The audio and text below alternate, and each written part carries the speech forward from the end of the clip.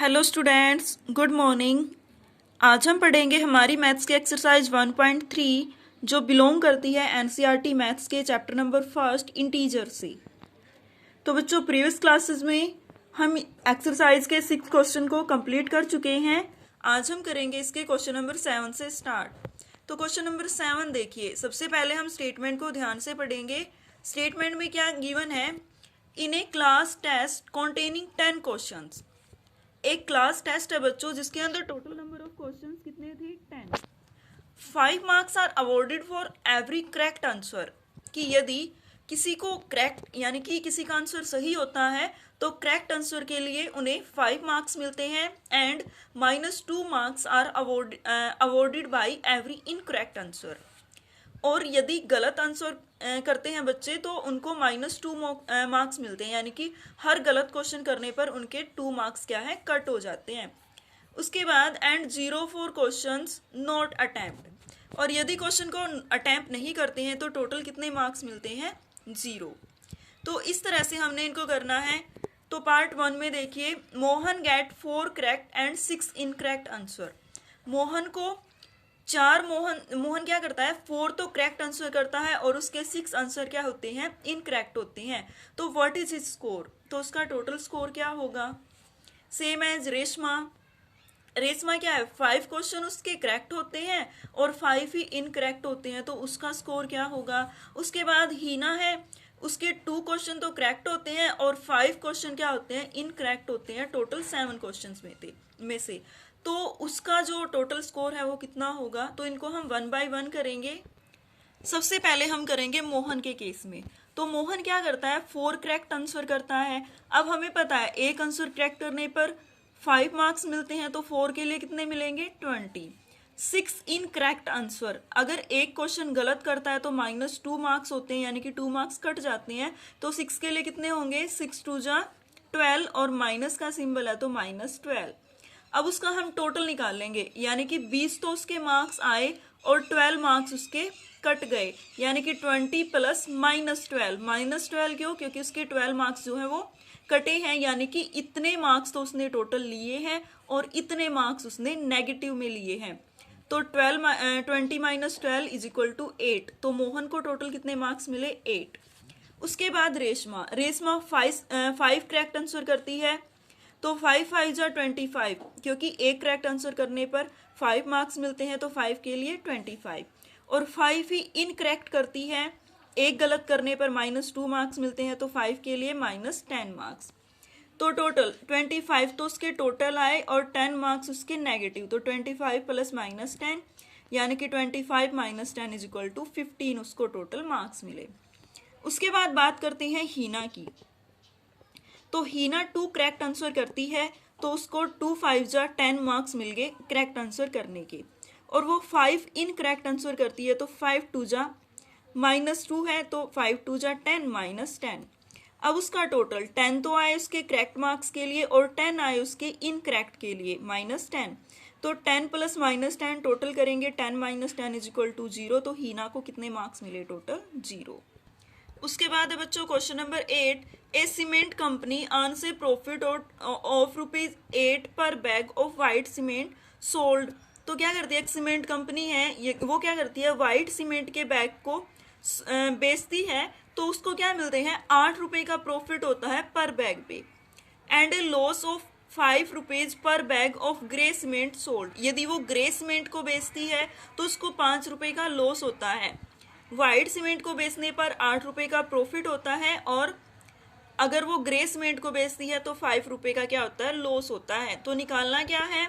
A company sells 3000 bag of white cement and 5000 bag of grey cement. एक जो company है वो क्या करती है? 3000 बैग तो वाइट सीमेंट के बेचती है और 5000 बैग ग्रे सीमेंट के, एक महीने में, इन अ मंथ। तो व्हाट इज इट्स प्रॉफिट और लॉस? तो प्रॉफिट और लॉस क्या होगा वो हमने निकालना है।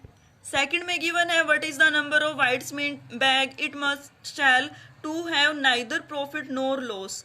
कि कितने नंबर ऑफ वाइट बैग बेचे जाए कि ना तो प्रॉफिट हो ना ही लॉस हो। If the number of grey bag sold on 6400 bag. यदि टोटल 6400 ग्रे बैग बेचे गए हैं तो वाइट बैग कितने बेचने होंगे ताकि ना ही प्रॉफिट हो और ना ही लॉस हो। तो चलिए क्वेश्चन को सोल्व करते हैं। सबसे पहले देखिए बच्चों, white cement bag part 1 solve करते हैं। तो कितने सेल करे उन्होंने 3000। तो एक पे क्या होता है 8 रुपए का प्रॉफिट होता है, तो 3000 इंटू 8 24,000 क्या हो गया प्रॉफिट। अब ग्रे सीमेंट की बात करें तो 5000 उन्होंने टोटल सेल किए हैं और एक पे 5 रुपए का लॉस होता है, तो 5000 मल्टीप्लाई 5 25,000 का लॉस होगा। अब ये 24,000 तो प्रॉफिट हुआ बच्चों और ये क्या हो गया लॉस।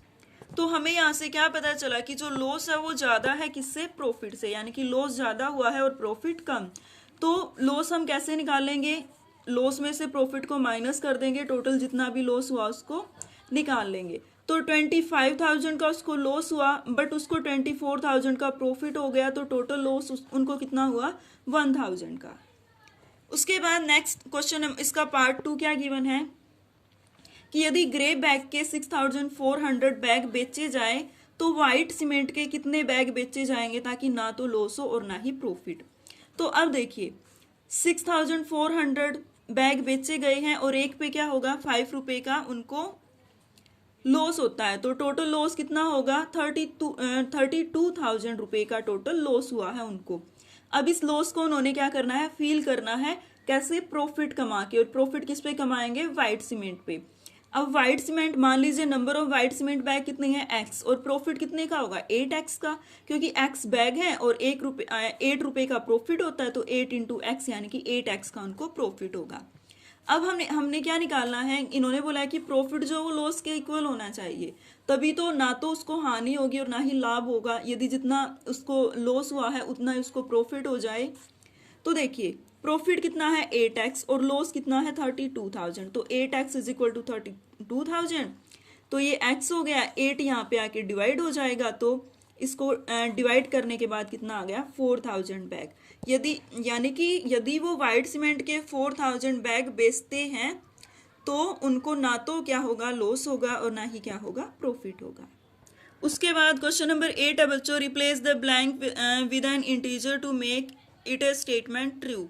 स्टेटमेंट को ट्रू बताने के लिए क्या करना है, जो ब्लैंक है वहां पे हमने कुछ फील करना। तो देखिए -3 की मल्टीप्लाई की गई है किस नंबर के साथ ताकि जो आंसर आए वो 27 आए। तो सबसे पहली बात बच्चों, यदि हम 3 की 9 से मल्टीप्लाई कर दे तो ही क्या आएगा 27। अब देखिए ये नेगेटिव इंटीजर है, ये पॉजिटिव है, ये पॉजिटिव है, तो यहाँ पे पॉजिटिव कब आएगा जब हम नेगेटिव की नेगेटिव के साथ मल्टीप्लाई करेंगे, तो यहाँ पे कितना आएगा -9। उसी तरह यहाँ 5 है 35, तो 5 की किससे मल्टीप्लाई करें 7 से मल्टीप्लाई करें ताकि 35 आ जाए, बट 35 किसका आएगा माइनस का। दैट मीन्स यदि हम पॉजिटिव इंटीजर की नेगेटिव इंटीजर से मल्टीप्लाई कर दे तो ही आंसर क्या आएगा नेगेटिव, तो यहाँ पे आएगा -7। उसके बाद देखिए 56 है, 8 की किससे मल्टीप्लाई करें कि 56 आ जाए, तो 7 के साथ। अब बताइए 7 पॉजिटिव होगा या नेगेटिव। अगर हम इसको भी नेगेटिव ले ले, ये नेगेटिव है ये भी नेगेटिव, तो प्रोडक्ट पॉजिटिव आना चाहिए, बट प्रोडक्ट कितना है negative. That means positive integer की नेगेटिव से मल्टीप्लाई की तो प्रोडक्ट कितना आ गया नेगेटिव, तो 7 किसका आएगा प्लस का। उसके बाद देखिए यहाँ पे कितना है 12 और 132, तो 12 की 11 से मल्टीप्लाई कर दे तो 132 आ जाएगा।